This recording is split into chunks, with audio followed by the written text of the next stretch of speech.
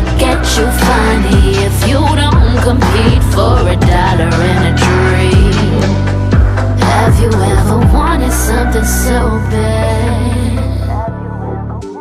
What's good, everybody? Welcome back to Music.Money.Mind, the podcast, brought to you by theendlessiam.com, a space where you can go to find inspiration if you are a fellow creator, or just to get some inspiration on mental health, kind of managing that, your finances, all that fun stuff. Or if you're just a music fan, hey, go ahead and check out the music that's on there.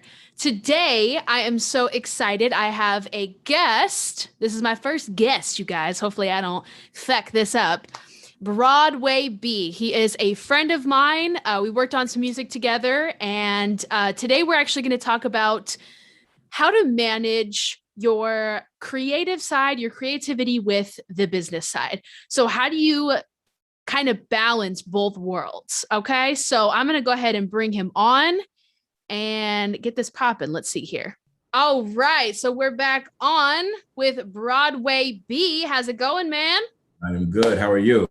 I am just fantastic. I just had a second cup of coffee in the middle of the day, which was stupid, but now I feel good. So It's not stupid at all. You gotta do what you do. I'll probably be up late, but that is okay. So I am so glad that you are here. I mean, really. Thank you. Yeah, absolutely. Tell us about you. You can tell us whatever that you want to share about your personal background, your music background, kind of how everything got started. I'm going to shut up and let you talk now. Go for it. Yeah. So I mean, I have been interested in music since I was a kid. Singing in church. My dad's a preacher, so I was, singing in church and whatnot. And like around like high school, I actually became in love with rap and just the art of, because it's poetry, like just the art of being able to put words together in a certain way. And, so I fell in love with that.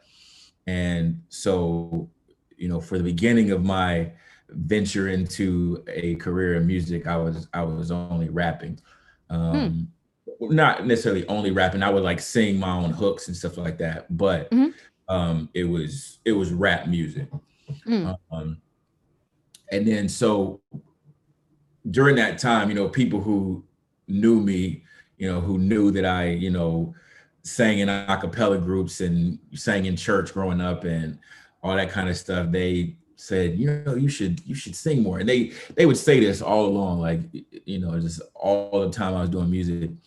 And whenever I would try, like there would be times where I would say, okay, I'm gonna write a singing song today. And I would sit down to do that. And it was just like rap lyrics just came out, it was like, no matter how hard I would try to sit down and write a song where I'm singing the whole time, like it would rap just kind of came out. And so I just kind of let that be because it was naturally flowing that way. And I just kind of let that be. And then basically it was like, I was already thinking, maybe I will try this, singing thing. And I was kind of starting to think about it more and more.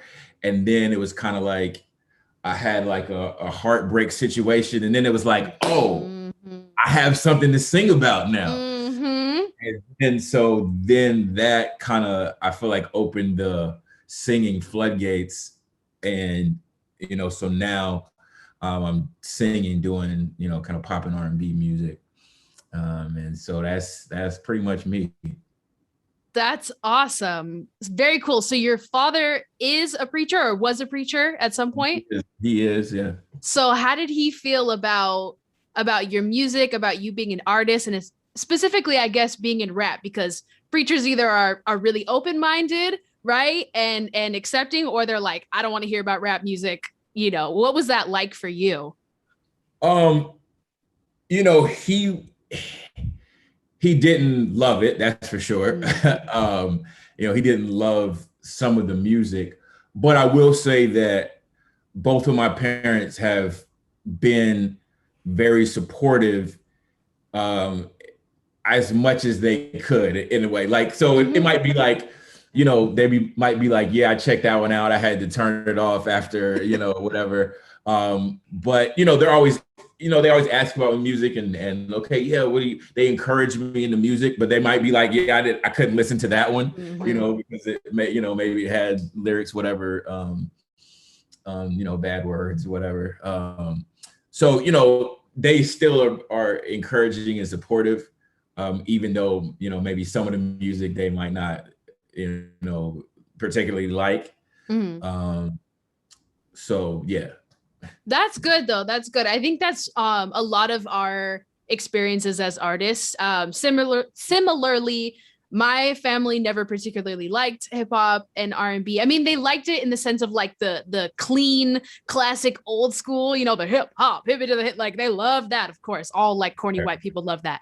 But but in terms of like the content of the lyrics, yeah, they weren't a fan of it either. And I mean, I was a fan like right off the bat of like NWA, of Ice Cube. So that was not like, they're like, why of all things, and then when I became an artist too, as a female, it was like, okay, well, I'm just going to select what songs I send to my dad, who is a very religious, conservative guy.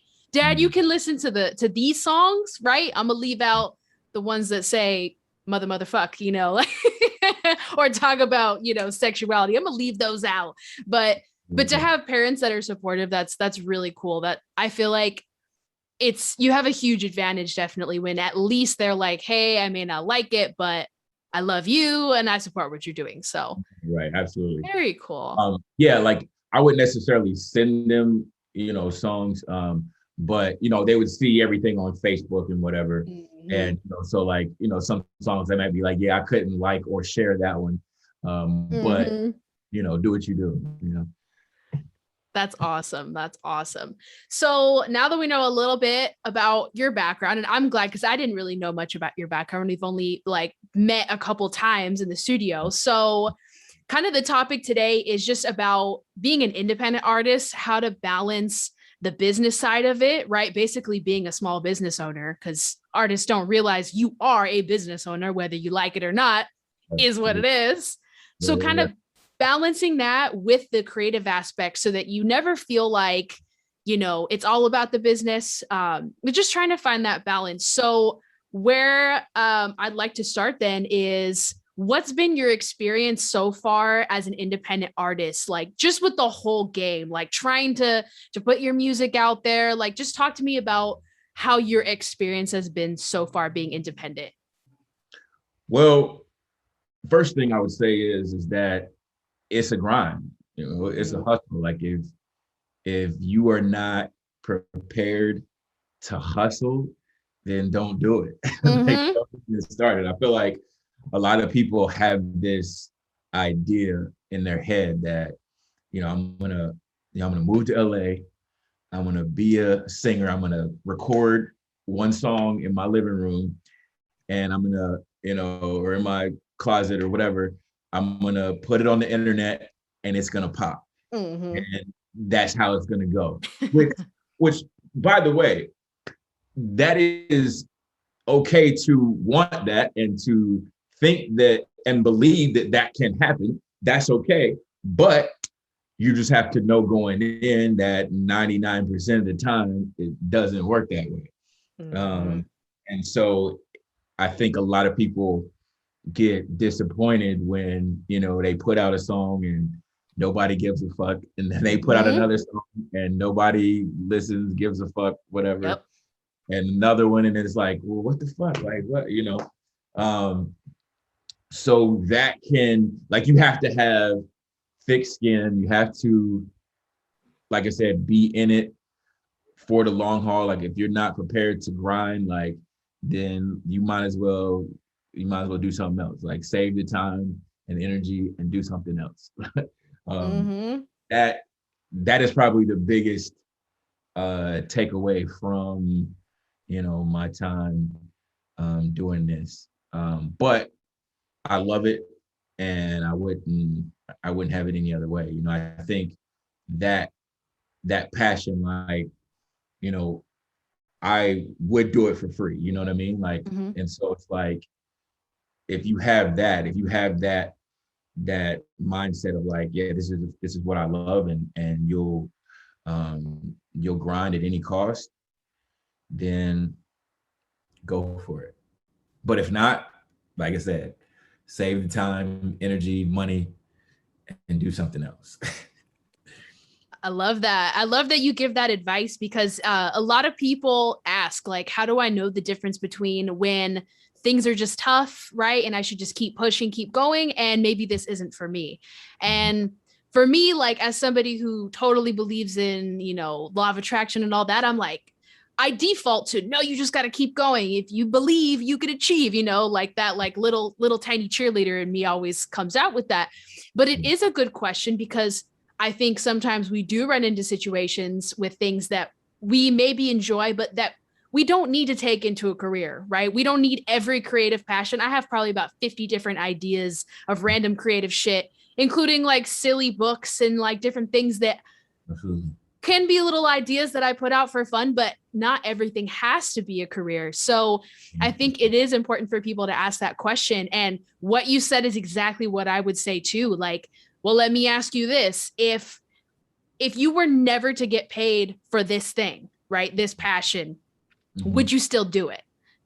Or a question that I kind of posted recently on my Instagram was, if I had a crystal ball, or if there is a God that, is a man up there in the sky, and you were told or shown, you're going to get what you want. You're going to be a famous music artist. You're going to be an actor, whatever, but it's going to take you 30 years from now. I'm not talking about when you're 30. I'm talking about maybe when you're 50, 40, 50, 60. If they told you, yeah, you're going to get it, but it's going to take 30 years. You're going to have pretty much no progress until then. Would you still do it? Would you put up that hustle or would you say, well, shit, if it's going to be 50 or 60 by the time I'm famous or a Grammy winning artist, then fuck that. I'm not going to go through all that time and waiting. It's not worth it.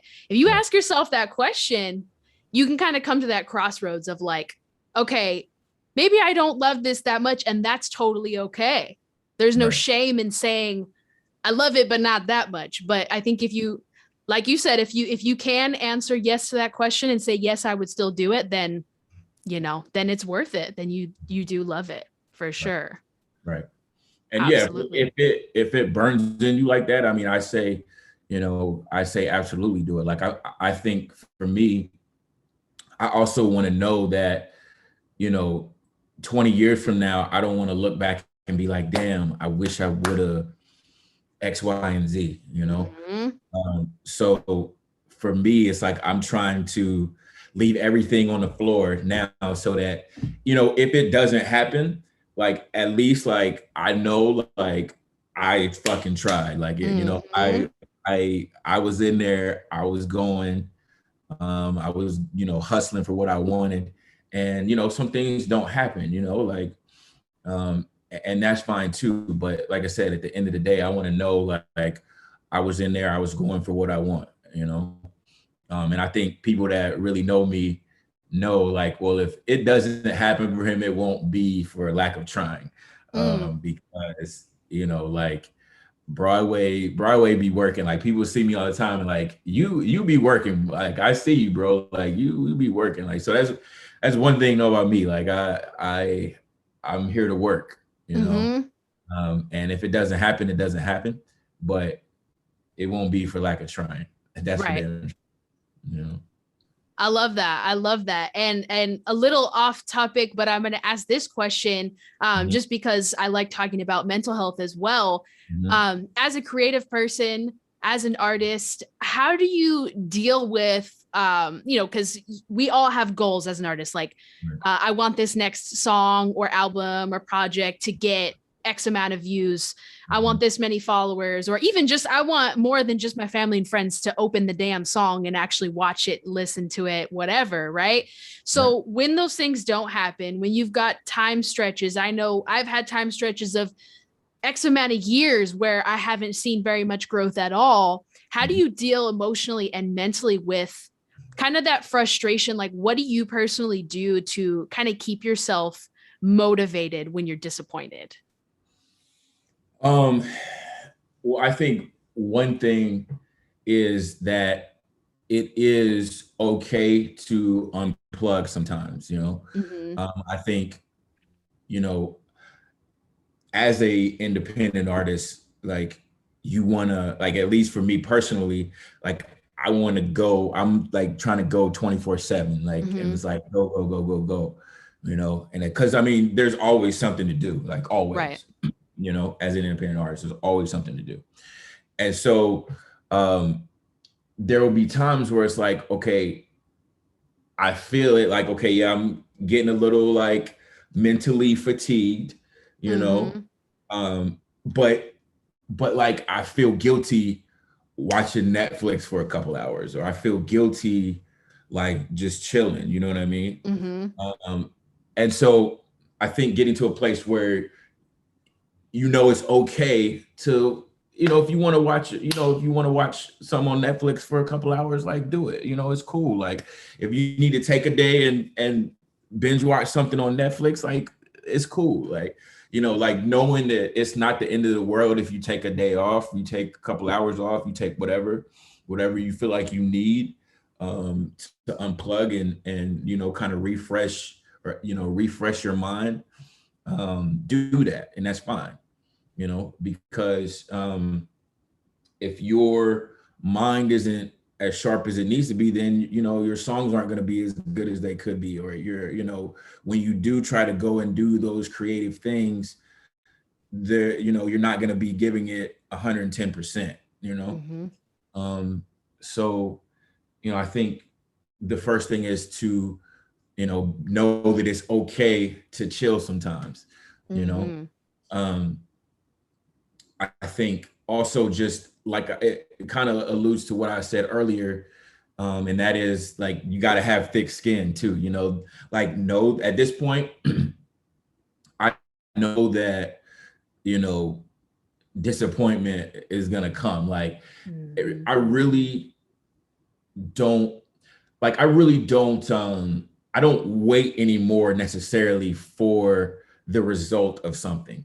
You know, like I put something out and I will put effort into making it successful. I will advertise, I will, you know, do whatever I know to do Mm-hmm. to make it successful, but I'm also not obsessively checking the views. Like I feel like at one point, you know, in my career, it's like I put out a video and then it's like every 5 seconds I'm refreshing the views. Like, okay, how many does it have? Mm-hmm. All right, how many does it have now? You know, it's like, okay, well, maybe I'm gonna send it to this person. Maybe I'll send it to refresh. Like, you know what I mean? Like, and it's like that can like drive you crazy, you know? So doing what you know to do to make it successful, but not obsess about it. And like I'm also kind of like I put something out and it's out. I'm kind of like mentally on to the next thing in terms of expectations. You know what I'm Mm-hmm. saying? Like I still give to the project, and I still, you know, it's like I don't know, it's kind of like, you know, it's like you're having a baby, right? And it's like you you have this baby and it's out in the world.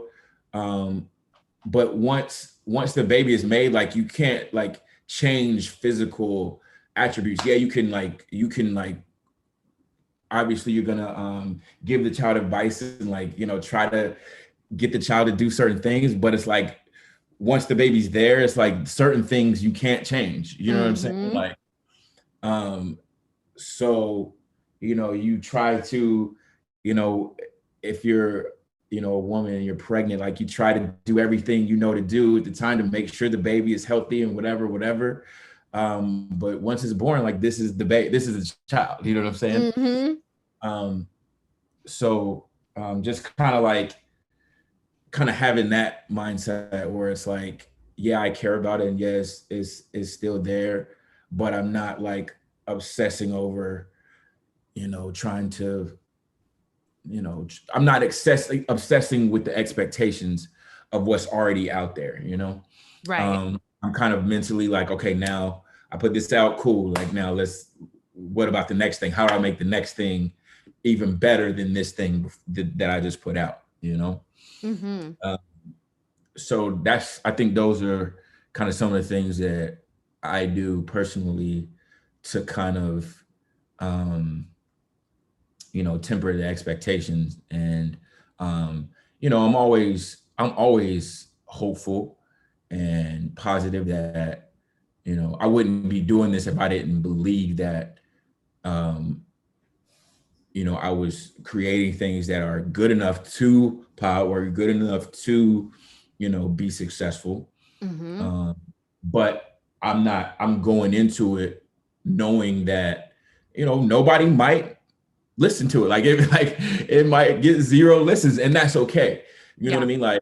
Like I do this because I love it. And, at the end of the day, like, it's like your son, like we were going back to the baby analogy, is like, if your son or daughter wants to play basketball and they are the worst player on the team, like, you can still be proud of that baby. You still are proud that they went out there and they tried, and, they gave it a good effort. And so, that's my child. And if it doesn't perform the way I want it to, like, I'm still proud of that. Like, that's something that I, created. Mm-hmm. And that's something that, like, also, like, my music is very, it's very real. Like, this is like what I'm experiencing. And so it's like, that was a very real thing for me. And, and I shared that, and that was a real experience. And I have no, regrets if, other people don't listen to it or don't connect to it, then that is what it is. But I'm, still proud of that. And so I think also taking pride in what you do, regardless of the outcome, I think that's important too. Mm-hmm. Um, is not basing success of something on what other people say. You can still be proud of something that you created, even if nobody fucking listens. Right. I love that. That's a beautiful, beautiful answer. I mean, first off, just, the part about telling yourself it's okay to take a break, it seems so simple and like, well, obvious, but with music artists, especially, and creative people in general, I don't know why we feel like we're somehow different human beings. Like, we alienate ourselves. Like, we're this special breed of human that, because, well, this is not a 9 to 5 and this is not a business. I'm not a business person. So, I'm not like the other entrepreneurs out there. So I don't need to worry about time management. I don't need to worry about taking a break, because so many of us, I think, don't see our creativity or our craft or our music as a business. So because of that, it doesn't have the same rules as everyone else. And I think that's where musicians get in trouble too, when it comes to addiction, when it comes to burnout, right? Because they don't treat their music or their craft like it is a business. And, while we don't want to focus too much energy on the business aspect, which is part of what this is about, it is important to see that it still has moving parts. It's still a business. Like, you would tell your friend who, works a corporate job, hey man, you're working 60 hours a week. You need to take a vacation. Or, you're working on this project. I know you want to launch your product, but you need to sleep 8 hours or at least 6 hours or at least at all, And for some reason, we just feel like we're a different breed. So I think it's really important to share with other musicians that, like, yeah, sometimes you do need to unplug. And on that note, what is your like guilty pleasure when it comes to unplugging? Like, is there shows on Netflix you really like, or certain activities? Like, what is your go-to when you need to just like peace out for a minute?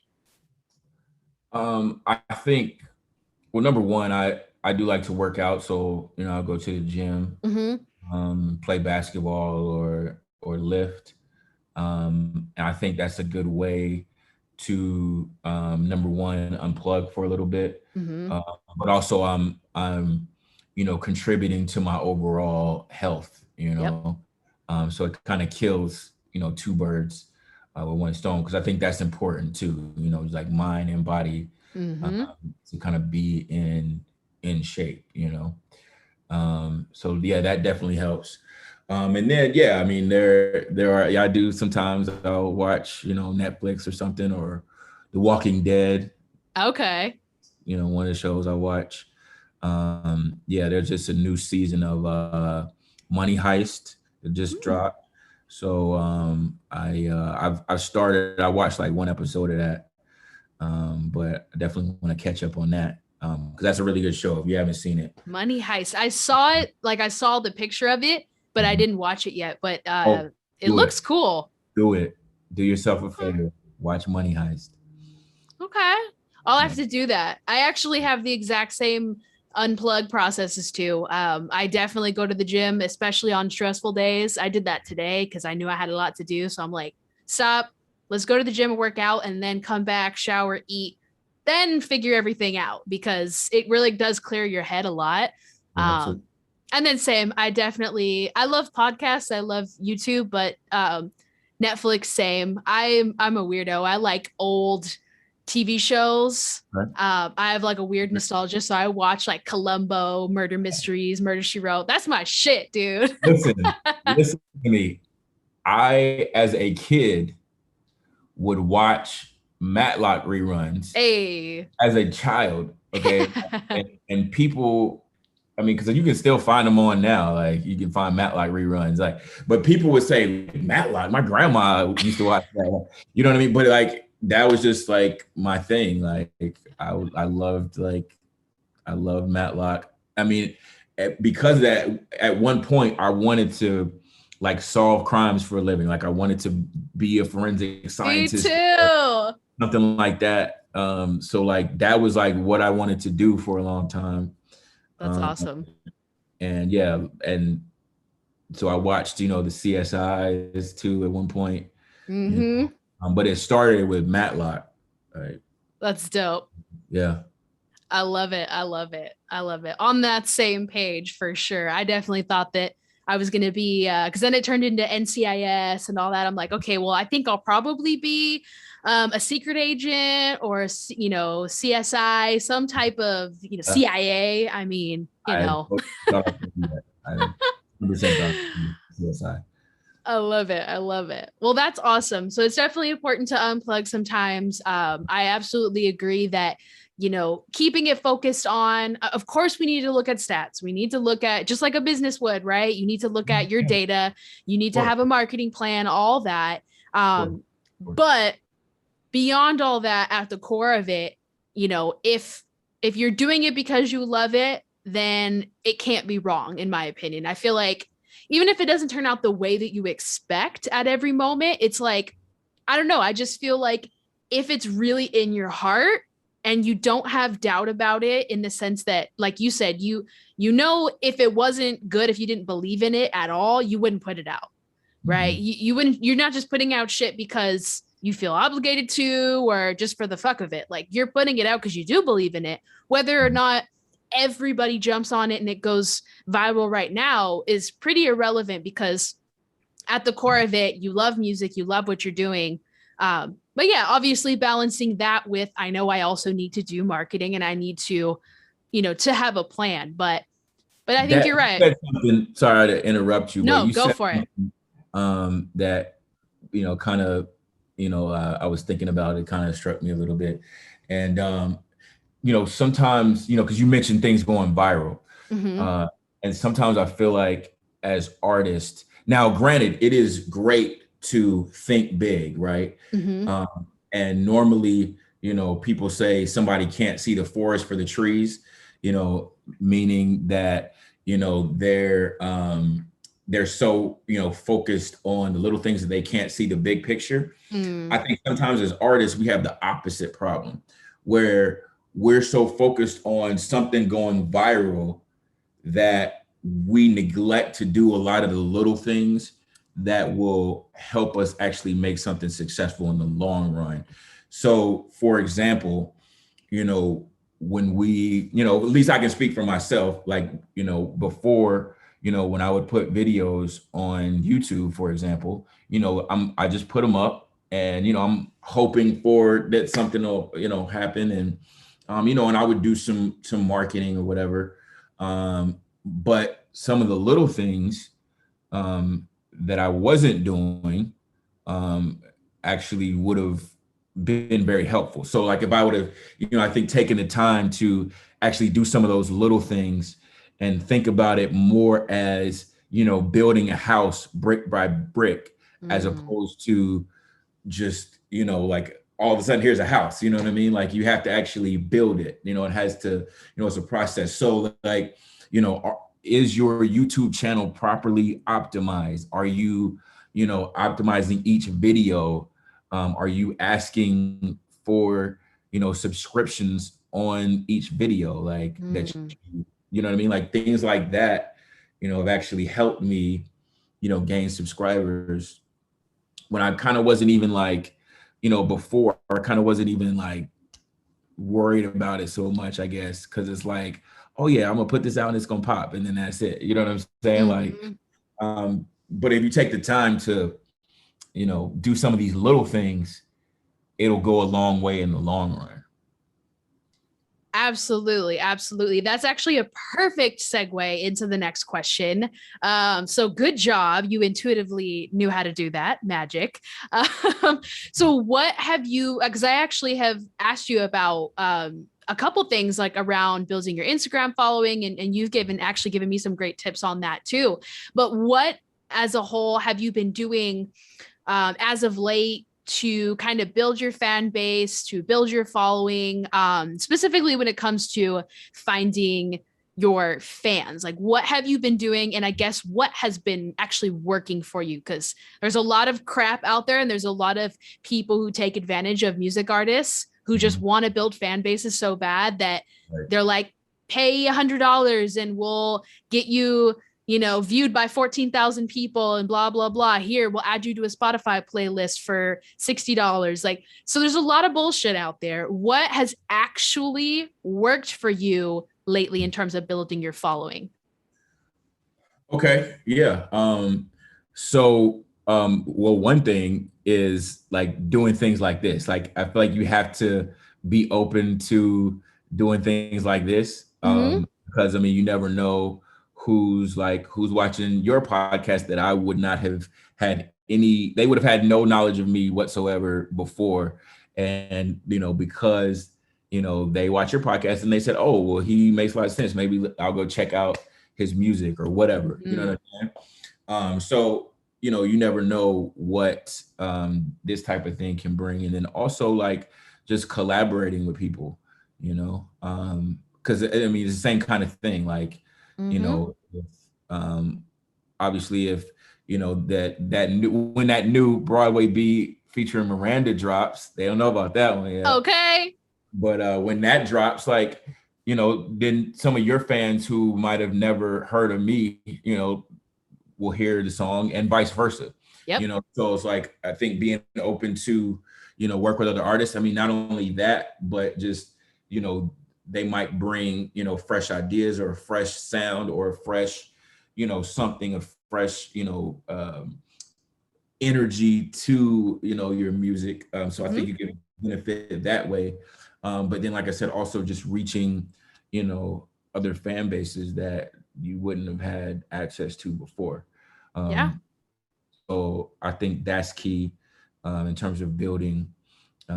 Also, in terms of social media, so one thing that I started doing is I interact with people who follow artists that are in a similar vein to me. So like if your vibe is like Bruno Mars or whoever, then you can go to Instagram and find Bruno Mars profile, or sometimes it helps to find smaller artists that are similar to that because they don't have as many like fake accounts and stuff following them. So you'll find real people, and then you can go and look at their followers. You'll find real people there and, look at their profiles. You can like their pictures. You can comment on their pictures. You can follow them. You can, there's, many ways to do it. But if you interact with those people, then a lot of them will turn around and follow you, and then they might check out your stories, and they'll check out the links in your bio, and they'll check out whatever. So You know, same thing with like TikTok. I've done that with TikTok. And, you know, people have said, you know, people have found my YouTube and subscribed from TikTok. Like I'll get TikTok or I'll get YouTube comments like, oh, I found you on TikTok. And you know what I mean? So like that helps, you know, people go check you out in other places. So that's been something that's been working in terms of building, you know, following. And it's not just about getting followers. Like I don't like that's another thing. I feel like you have to, you know, because there's ways you can, you know, pay and you'll get quick followers, and it's like, but they don't mean anything. Like that's fake bullshit. Like it's like at the end of the day, that might look cool, but it doesn't actually benefit you, you know, like so I'm trying to, at the end of the day, I'm trying to get actual people who could potentially become actual fans. Right. And that, you know, and I've had some success with that. There's been some people who are now, I would consider fans of the music because they watch all my stories. They listen whenever I put out a song, they listen, they check it out, they comment, they're engaged. So, and it's just from, you know, interacting with people who are already like, you know, that they already like music that's similar to yours. So, you know, there's a chance that maybe if they heard your music, they like it too. So that's been a way that's actually been successful for me. Another thing is doing covers. So, you know, doing covers of songs that are popular. But here's where I take it a step further. And this has actually helped me get YouTube subscribers. So like I'll do a cover of a song's popular, right? And then I'll go to the comments on that original YouTube song, right? And so when the people are like, oh my God, this song is amazing, I love it, whatever, then I'll say, oh, well, if you like this one, then check this one out. And I'll give them the link to my cover. And so then, you know, they already like the song, right? Yeah. And so then a lot of those people will go, they'll check out the cover, and then they'll leave comments like, oh, this is great, I subscribed. And then so I've gotten hundreds of subscribers doing that. So that's definitely been helpful in terms of growing my YouTube. In terms of Spotify, that one can be tough.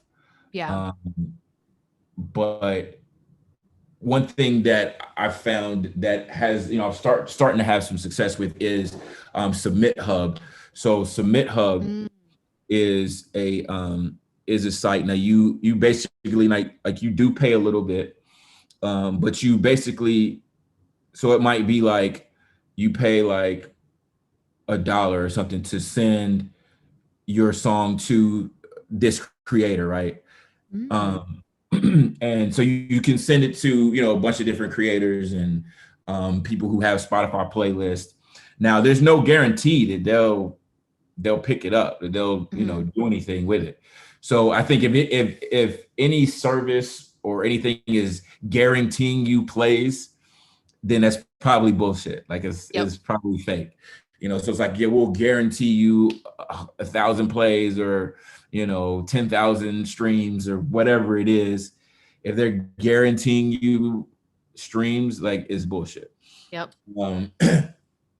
SubmitHub is, you know, these creators listen to it, and if they like it, like they are actually, you know, the people that have popular playlists on Spotify. So if they listen to it, and, you know, some of them will like it and some of them won't, you know, and you might get some good feedback too, like on your music as well, like, you know, because a lot of times they will leave you, you know, critiques though, and some of it is whatever, some of it might be bullshit, like, you know, it's like sometimes I'm reading like, you know what the fuck you're talking about, but you know, sometimes it is like, it's useful stuff. Like, you know, I feel like, you know, for a while, some of the songs that, you know, I was like producing myself, you know, I would get like critiques like, yeah, the production's like could be better, you know what I mean? So it's like, okay, if you get that enough times, and it's like, okay, yeah, there probably is something to that, you know? So so now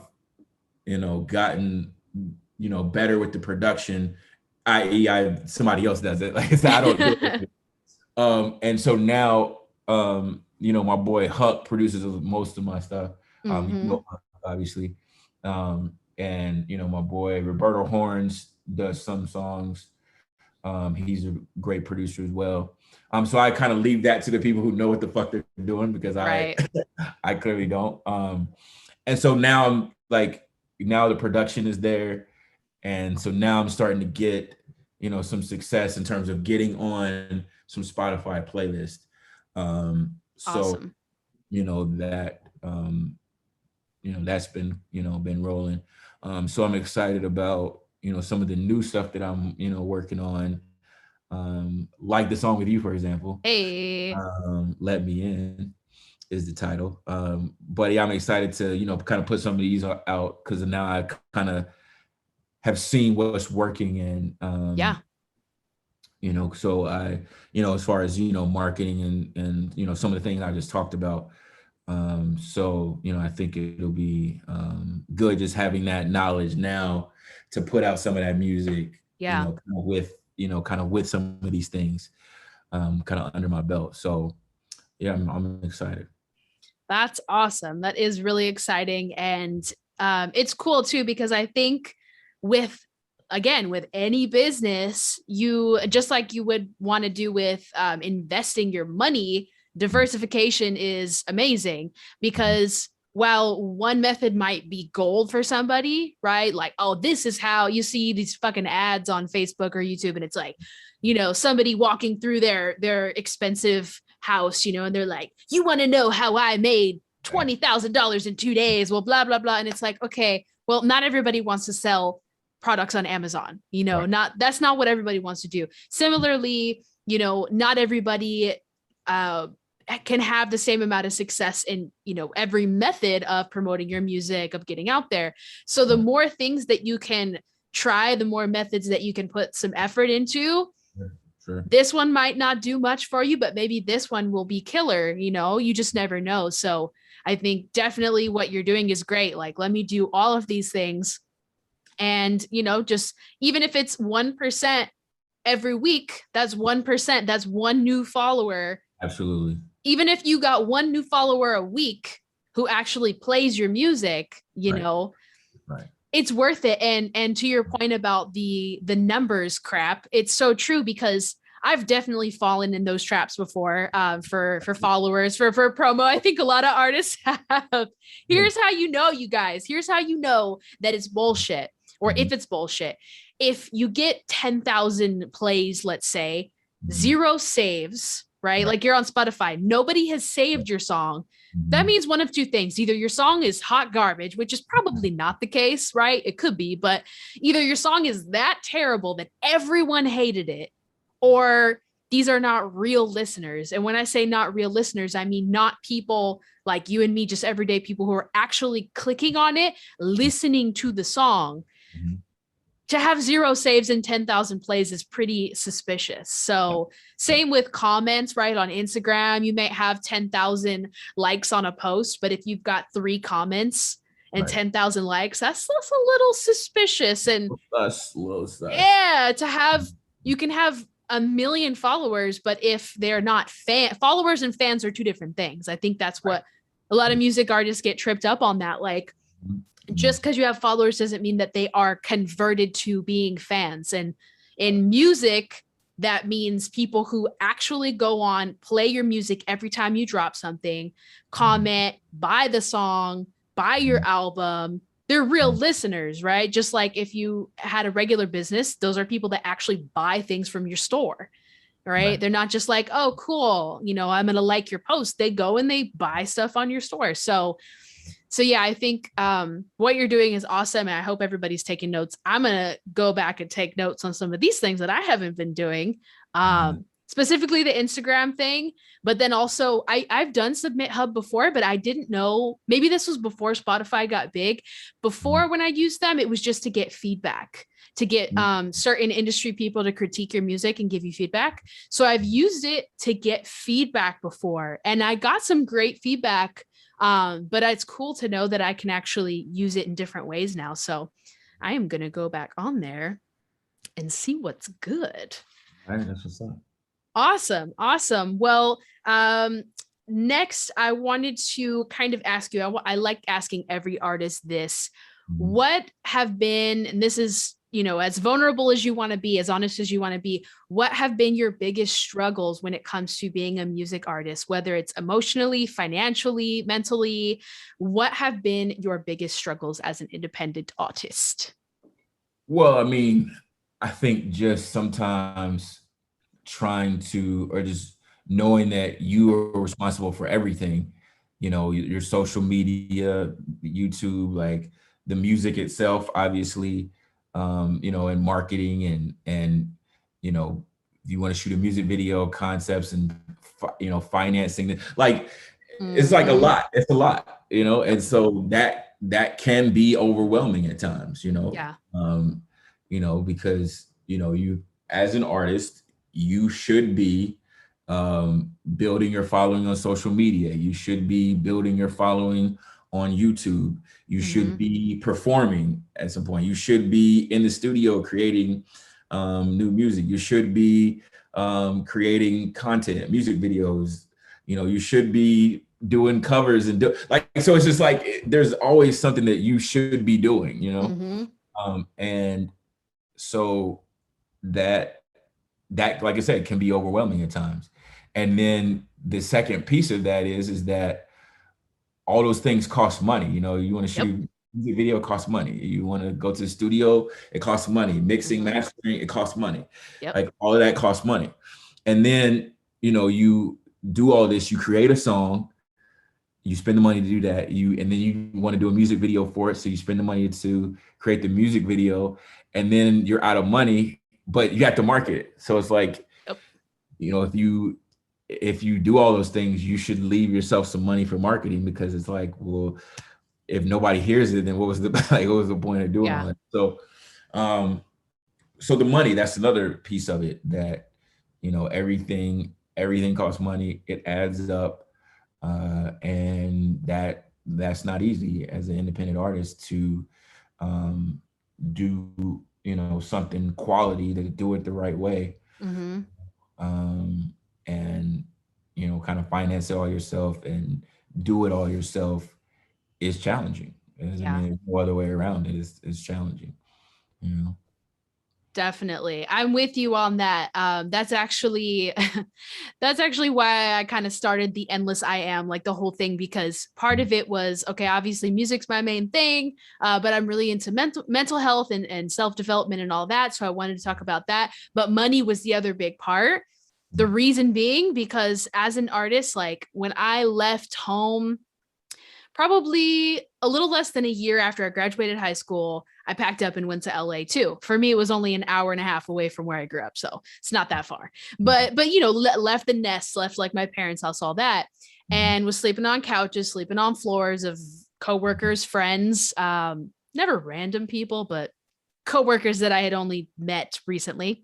But in that whole situation, I went broke so fast, not because, well, for two reasons. One, because I didn't know anything about money, nothing about finances, never learned how to budget, save, anything, literally knew nothing, to my own fault, right? Didn't understand how credit worked. So obviously the main part of it was just being dumb and young, with money, of course, and not understanding how much you need to actually make to afford, even back then, a $1,200 a month apartment.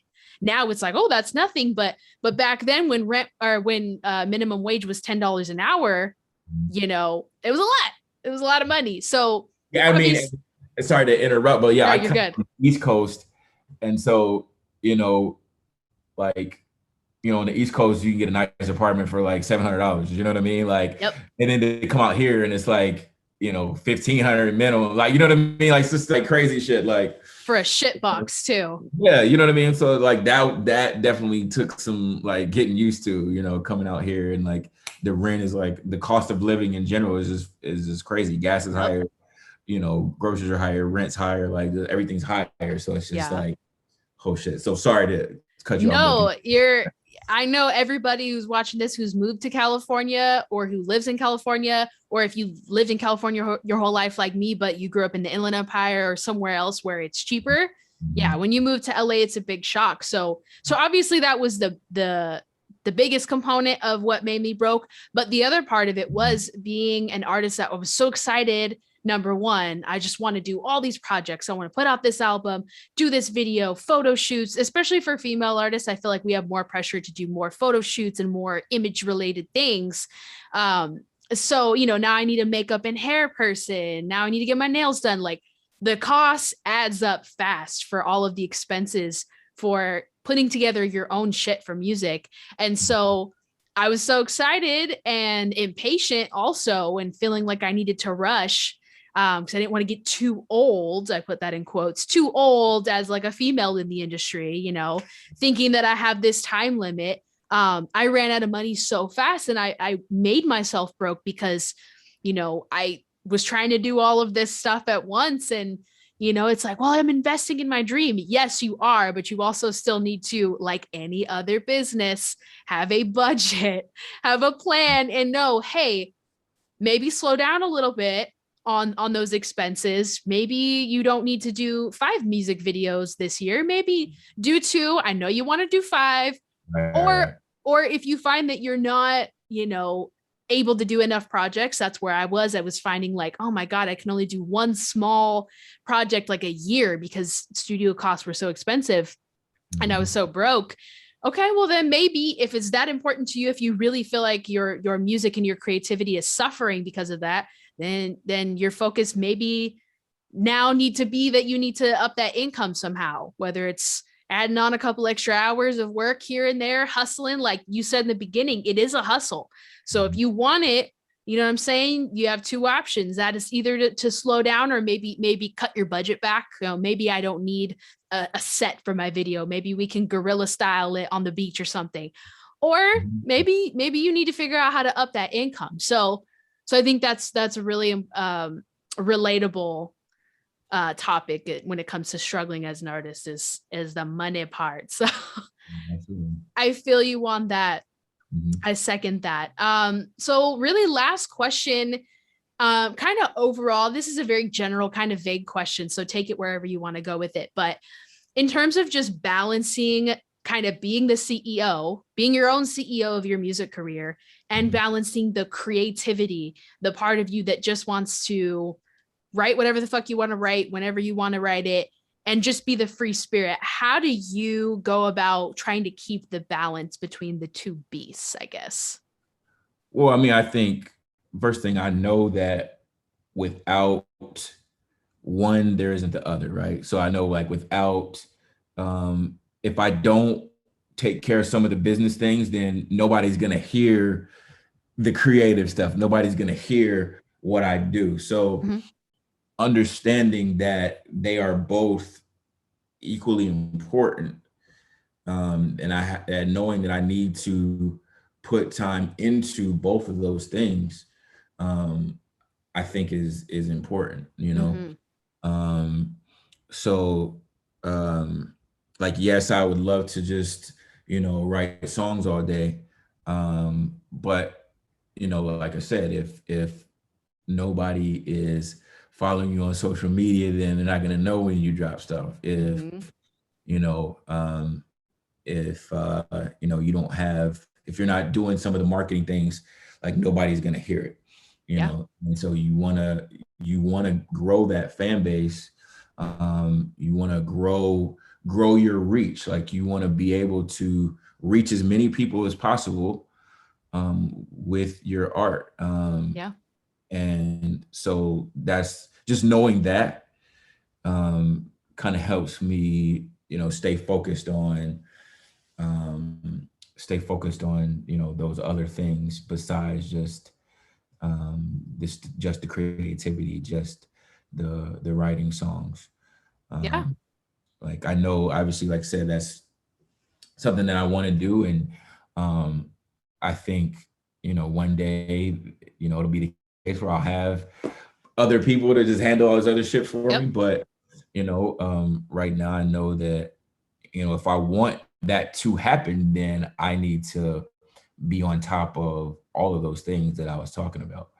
Yeah. Uh, so, and it's just, and I think too is, it might seem overwhelming, but the more you do these things, it's trial and error. And it's, you know, I remember watching a speech from, I believe it was Will Ferrell. He was speaking at a college graduation or something like that. And, he was talking about how and why he was successful. And he said, basically, I just kept throwing darts at the dartboard. Mm. I didn't know, what was going to stick, but I just kept throwing darts. Like, Mhm. even the person that has the worst aim in the world, if you throw enough fucking darts, like, you're going to hit something. You know what I'm saying? Like, so, but then the more darts you throw, the better your technique becomes. And Yeah. then you actually start to get closer and closer to the bullseye, because as you're throwing, your technique is developing. Mm. So when your technique develops, you don't have to put as much energy into things, because you know how to do things efficiently. Yeah. So, but it just comes from trial and error. You have to try the things, you have to do the things in order to figure out the best way to effectively do them. Mm. So, you can't feel like you can't be allergic to the work. It's like you sometimes you just got to get in there and roll your sleeves up and then figure out what is the best way to do it, because then you have more time to just chill, or have more time to focus on, writing, because you've put in the work to figure out an effective strategy and an efficient strategy. And Yeah. that's important too. Woo, man, that was good shit, dude. That was probably one of my favorite analogies ever, the dartboard thing. I love that. It's so true. I'm not going to talk too long because I'll go on all day about that subject matter, but just that, my theory of, yes, you need to strategize. Yes, you need plans. Yes, you need to educate yourself. But if you don't just keep fucking throwing the darts, if you don't throw them, if you throw 10 and then you go, well, I suck ass, I guess I'm done. Or you throw 10 and then you're like, well, I guess I need to take a whole year to go figure it out how to, hire a dart throwing coach. It's like, no, Right. man, just keep throwing darts. Yes, keep working on your aim. Okay, maybe if I do it like this, maybe if I turn my arm this way, when you throw one that does stick, you go, oh shit, how did I do that? Okay, wait a minute. I was standing right here. You know what I'm saying? So that is a really, really great analogy, and I love it. Awesome. Well, to wrap this up, of course, I want you to tell everybody, number one, what you have going on right now. So what new projects are coming. And then number two, where I'll put your links, of course, in the description, but tell them also where they can find you. At the Broadway B on all the socials, THE Broadway B, Instagram, TikTok, Facebook as well, at the Broadway B. And I'm working on, a bunch of new tracks right now. So I'm looking to start dropping those beginning of the year, 2022.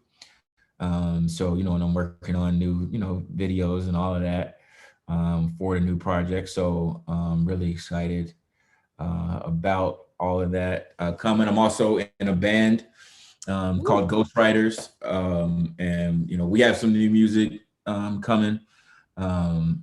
So, that's also exciting, and I play keys and sing in the band. And then here's one other thing I would say that we didn't really talk about that and I'm kind of going off on a little tangent. That's right all here. right. If you are, serious about something, then, kind of looking for other ways to, be involved in your craft can only help you. So I say that to say, like, so I played piano for like a year as a kid, right? Mm. And then like a couple years ago, I decided, well, maybe I should like kind of brush up on that and start like, kind of refresh myself on the piano and kind of brush up on it again.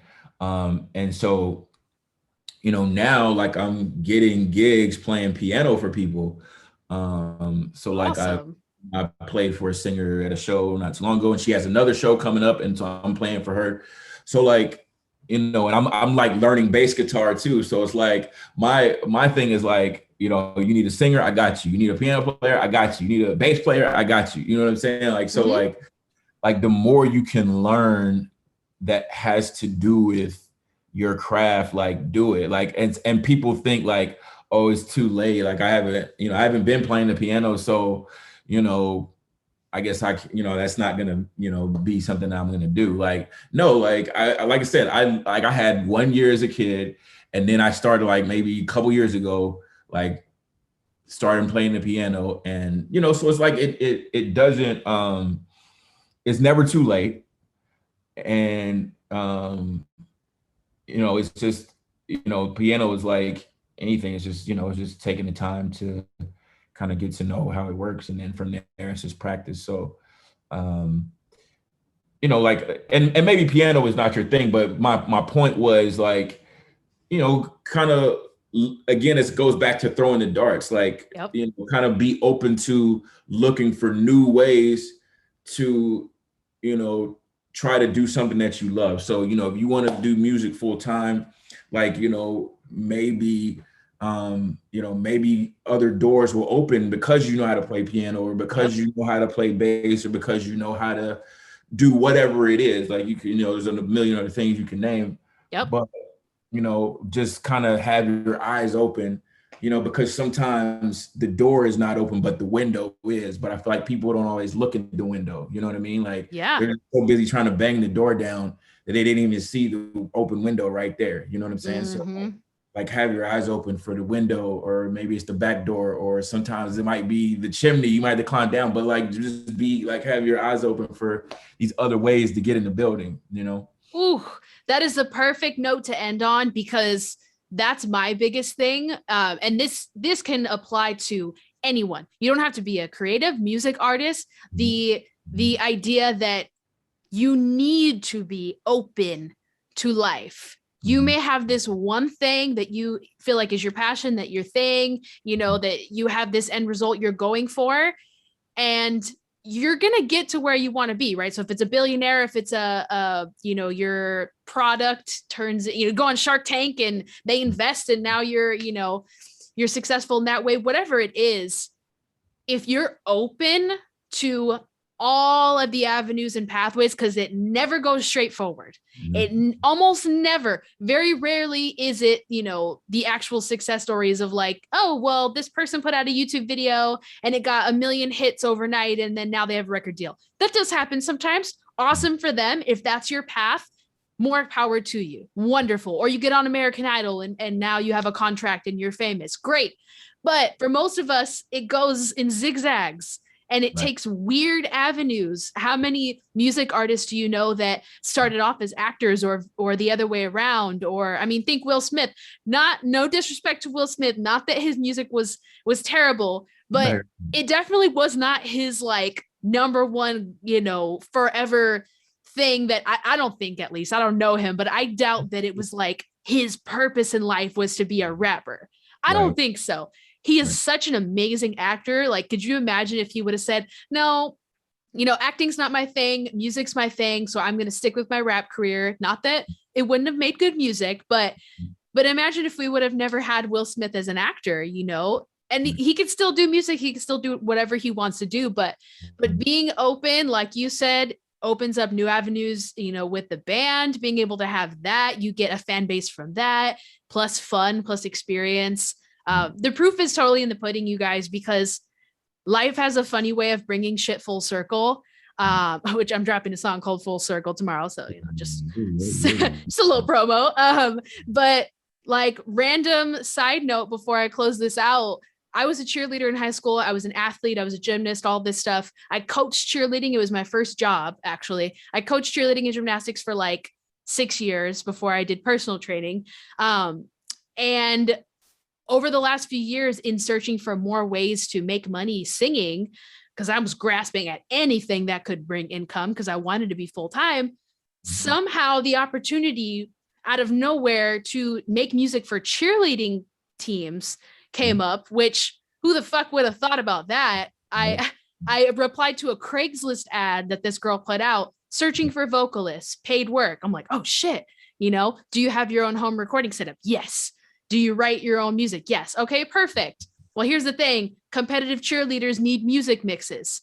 The producers and DJs make mixes. It's really high, fast paced. Some of it's popular songs you hear on the radio. Some of it's custom music. Well, the custom part, they need singers and rappers. So I started getting hired for half the year during the cheerleading season while they're doing their competitions. And some of them are nationals, right, on ESPN and shit. I mean, real shit. And I'm doing cheesy, fun little songs, like 30 seconds of like writing about the Detroit Tigers and these are their team colors. And I write like a little thing and I record it and send it in and I get paid pretty good. But if I wouldn't have been open to that and thought, you know what, let me just find anything that relates to music, period. That's actually a huge reason why I am full-time now. If I didn't do that, I'm doing it right now. It's cheer season. So that's half of my income right now is coming from that. So point being, you never know what could happen. You just need to stay open. So absolutely. I'm done.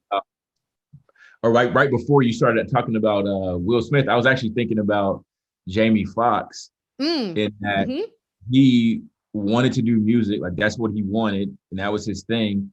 But like the comedy and the acting was popping off, and so he kind of went that. But then he used that to be able to put out music and stuff. So it's like you never know. Like kind of sometimes you got to be open to kind of taking a different route. But you can still get to your destination. Absolutely. Well, beautiful, beautiful, beautiful answers. It has been a joy. Thank you so much for being my first guest on this podcast. I appreciate you. And we'll make sure everybody goes and follows you and checks out the music. You guys, we have a song together that's going to come out pretty soon. And we just talked about doing a cover. So we're going to talk about that after this. I'll message you about that. We're going to get that going. So thank you again. And have a wonderful rest of your night. I will see you soon. You too. All right. Bye. Peace. Hey, beautiful people. I hope you enjoyed that. That was a wonderful time with my guest, Broadway B. This podcast is now available on Apple and Spotify. So make sure that you check that out. Follow. If you're watching this on YouTube, make sure that you actually subscribe so that you can get updated when we drop new podcasts. And there's a lot of new, exciting other things coming. So you want to be subscribed so that you can be the first to hear. Lastly, I will say if you go to theendlessiam.com, subscribe there because that's an all-encompassing kind of platform that lets you know when anything is happening, whether it is new music, if you're a music fan, or new blogs, new podcasts, episodes, or other resources that are helpful for artists, for creators to make more money, to stay on top of their mental health. All of these different resources you can get if you subscribe to the email list. Anyways, I love you all. Why do I always get into this goddamn accent when I'm I don't know. It's when I start talking too much, I get weird. Have a great day, you guys. Love you and goodbye.